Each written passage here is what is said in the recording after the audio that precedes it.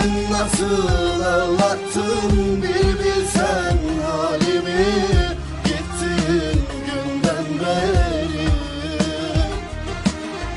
Nasıl da inanmıştım ben sana, aldandım.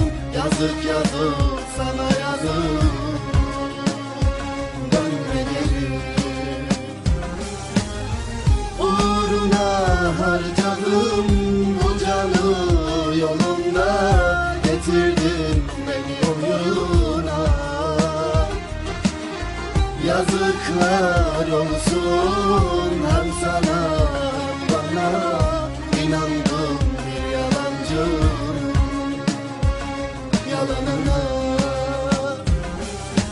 Şimdi dinlesin herkes, yalancısın yalan kızı. Tertemiz bir yürek buldun, oynadın apansızı. Hayallerimi dar ağacında sallanırken izledim. Çaresizdim, sevdamın cezasını çektim. Uykularıma müebbet, gözlerim güne hasret. Tek bir sorgu sual yoktu, dur dedim bu cinayet. Ne aldın ne bıraktın giderken hiç düşünmedim. Yıkıntıların içindeyim, kaybolup gider miyim? Tek teselli kadehler bir sarhoşun dilindesin. Git çok uzaklarda kal, ne olur gözüm görmesin. Çıkma karşıma, delirdim, hayatını bitirebilirim. Canına kurban olduğum beni katil edersin. Yalvarırım git, bir başkasında elini görmeyin. Zarar gelmesin isterdim saçının bir teline. Ben ölürdüm o gözlerinden bir yaş düşer diye. Şimdi nasıl dayanırım bir başkasıyla görmeye? Çekil git, bir korku başladı bu günler içimde. Beni yaktın, yaşatmam ikinizi de. Git başımın belası, git bu ömrümün karası. Beni mi buldun, gönlümün kapanmaz yarası. Saçlarına dokunmasın kimse. Benim gibi bakmasın ne olur. Hani kendimi geçtim yanmışım.